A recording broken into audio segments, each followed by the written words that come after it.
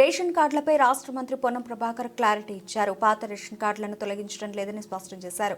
అసత్య ప్రచారాన్ని నమ్మొద్దని కోరారు. కొత్త రేషన్ కార్డులను ఈ నెల 26 నుంచి ఇస్తామని కరీంనగర్ జిల్లా పర్యటనలో తెలిపారు. చిగురు మామిడి, సైదాపూర్ మండలాల్లో పర్యటించిన మంత్రి పొన్నం ప్రభాకర్ ఇందుర్తి గ్రామంలో మీడియాతో మాట్లాడారు. జనవరి 26 నుంచి కొత్త రేషన్ కార్డులు ఇచ్చేందుకు గ్రామాల్లో సర్వే జరుగుతుందని తెలిపారు. కుల సర్వే ఆధారంగా అప్లికేషన్ల సమాచారం ఆధారంగా కొత్త రేషన్ కార్డులు వస్తున్నాయని తెలిపారు. అర్హులైన ప్రతి ఒక్కరికి రేషన్ కార్డు అందజేయడం జరుగుతుందని స్పష్టం చేశారు. జనవరి 26 నుంచి కొత్త రేషన్ కార్డు ఇచ్చే ప్రక్రియకు సంబంధించి గ్రామాల్లో సర్వే జరుగుతూ ఉంది. ఈ సందర్భంగా తెలంగాణ ప్రజలందరికీ కొన్ని అంశాలను చెప్పేటువంటి ప్రయత్నం చేస్తూ ఉన్నాం. పాతగా ఇప్పటికే 90 లక్షల రేషన్ కార్డులు ఉన్నాయి.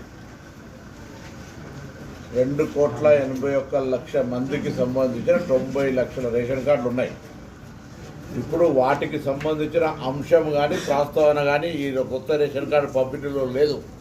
సో 90 లక్షల మందికి సంబంధించిన అంశం చర్చకు రాదు. ఇందులో కొత్తగా ఎవరైతే గత 10 సంవత్సరాలుగా రేషన్ కార్డు కావాలనే ఆలోచనతో తిరుగుతూ ఉన్నారో, కొత్త కుటుంబాలుగా ఏర్పడ్డాయో, పెళ్ళిళ్ళై పిల్లలై, లేదా ఈ ఇంటి బిడ్డ ఆ ఇంటి కోడలై, ఈ విధంగా లేదా ఈ ఊరాని ఇంకా ఊరికి పోయి అట్లా కొంత మార్పులు చేర్పులకు సంబంధించిన అంశం కావచ్చు, లేదా అర్హత ఉండి, మళ్ళీ చెప్తాను స్పష్టంగా, అర్హత ఉండి కొత్త రేషన్ కార్డు రానటువంటి వాళ్ళందరికీ 10 సంవత్సరాలుగా కొత్త రేషన్ కార్డు కావాలి, నాకు అర్హత ఉంది, ఈ ప్రభుత్వం ఇస్తలేదని నిరాశపడ్డ వాళ్ళందరికీ శుభవార్త. వాళ్ళందరికీ జనవరి 26 వరకు ఇవ్వాలి.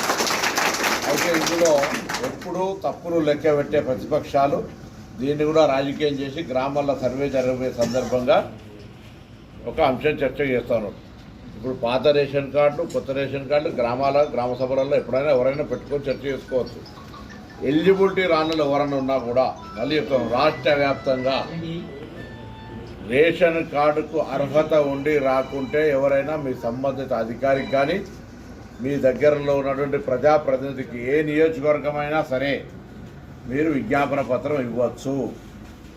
దయచేసి అనవసరంగా ఎక్కడైనా పొరపాటున ప్రతిపక్షాలు రెచ్చగొడితే దయచేసి దానికి సంబంధించి ఎవరు కూడా అటువంటి రెచ్చిపోయే తప్పుడు సమాచారాన్ని స్వీకరించొద్దని కోరుతాను.